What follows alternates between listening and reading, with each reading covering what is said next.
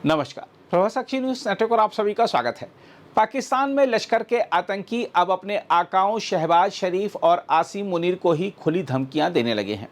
अंतर्राष्ट्रीय आतंकवादी संगठन लश्कर तैयबा का उप प्रमुख सैफुल्लाह कसूरी ने इजराइल को मान्यता देने की किसी भी कोशिश पर पाकिस्तान के शीर्ष राजनीतिक और सैन्य नेतृत्व को अंजाम भुगतने की चेतावनी दी है।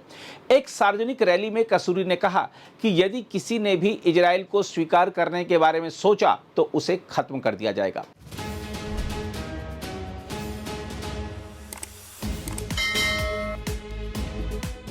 यह बयान उस समय आया है जब अमेरिका के राष्ट्रपति डोनाल्ड ट्रंप ने पाकिस्तान सहित कई मुस्लिम देशों से अब्राहम समझौते के तहत इजराइल के साथ संबंध सामान्य करने की अपील की है। ईद उल अजहा की नमाज के बाद आयोजित रैली में कसूरी ने पाकिस्तान की विदेश नीति में किसी भी संभावित बदलाव के खिलाफ कट्टरपंथी रुख अपनाया। उसने कहा कि कोई भी वैश्विक ताकत इस्लामी देशों को इजराइल को मान्यता देने के लिए मजबूर नहीं कर सकती।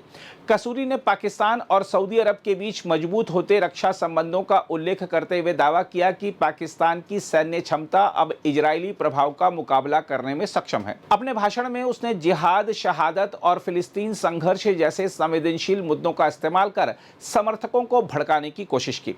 सैफुल्लाह कसूरी ने कहा कि यदि किसी ने भी इजराइल को मान्यता देने के बारे में सोचा तो उसका अंत कर दिया जाएगा। कसूरी ने कहा कि जो भी इजराइल को स्वीकार करेगा उसे नष्ट कर दिया जाएगा और यह संघर्ष तब तक जारी रहेगा जब तक पूरी उम्मत एक अल्लाह की इबादत के लिए एकजुट नहीं हो जाती। हालांकि सुरक्षा विशेषज्ञों और कई सूत्रों का मानना है कि कसूरी की यह बयानबाजी केवल एक सुनियोजित रणनीति का हिस्सा हो सकती है। कुछ विश्लेषकों के अनुसार पाकिस्तान के field marshal Asim Munir America के दबाव से बचने के लिए इस तरह की कट्टर प्रतिक्रिया को परोक्ष रूप से सामने आने दे रहे हैं ताकि यह संदेश दिया जा सके कि पाकिस्तान में इजराइल के साथ संबंध सामान्य करने का जबरदस्त विरोध मौजूद है। दरअसल यह पूरा विवाद उस समय और गहरा गया जब अमेरिकी राष्ट्रपति डोनाल्ड ट्रंप ने ईरान युद्ध को समाप्त करने के लिए संभावित समझौते के हिस्से के रूप में पाकिस्तान, सऊदी अरब, कतर और अन्य मुस्लिम देशों से अब्राहम समझौते में शामिल होने की अपील की। ट्रंप ने अपनी सोशल मीडिया पोस्ट में कहा कि अमेरिका ने क्षेत्र में जटिल हालात को संभालने के लिए काफी प्रयास किए हैं और अब यह आवश्यक है कि संबंधित देश कम से कम अब्राहम समझौते पर हस्ताक्षर करें। उन्होंने सऊदी अरब और कतर से तत्काल इस समझौते में शामिल होने का आग्रह किया तथा अन्य देशों से भी उसका अनुसरण करने को कहा। हम आपको याद दिला दें कि अब्राहम समझौता अमेरिका की मध्यस्थता में वर्ष 2020 में शुरू हुआ था, जिसके तहत इजराइल और कई अरब देशों के बीच संबंध सामान्य किए गए। सबसे पहले संयुक्त अरब अमीरात और बहरीन ने इजराइल के साथ समझौते पर हस्ताक्षर किए थे। अब ट्रंप चाहते हैं कि पाकिस्तान और अन्य मुस्लिम देश भी इसी राह पर आगे बढ़ें। इसके चलते पाकिस्तान इस समय एक कठिन स्थिति में फंसता दिखाई दे रहा है। एक और वह अमेरिका और ट्रंप प्रशासन के साथ करीबी संबंधों का लाभ उठा रहा है, वहीं दूसरी ओर घरेलू राजनीति, धार्मिक संगठनों और फिलिस्तीन के समर्थन की पुरानी नीति के कारण इजराइल को मान्यता देना उसके लिए बेहद संवेदनशील मुद्दा है।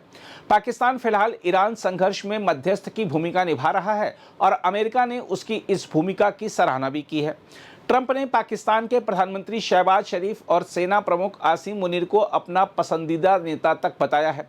विश्लेषकों का कहना है कि अब्राहम समझौते में शामिल होने से पाकिस्तान को कुछ कूटनीतिक और आर्थिक लाभ मिल सकते हैं, लेकिन इसके गंभीर जोखिम भी हैं। ऐसा कदम पाकिस्तान की फिलिस्तीन समर्थक छवि को नुकसान पहुंचा सकता है, ईरान के साथ तनाव बढ़ा सकता है और देश के भीतर अस्थिरता पैदा कर सकता है।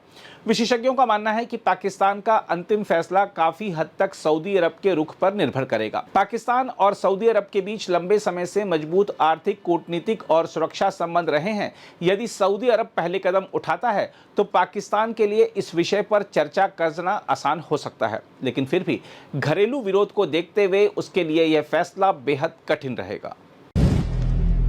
अगर आप भी लेना चाहते हैं देश दुनिया की तमाम जानकारी तो आज ही सब्सक्राइब करें हमारे चैनल को।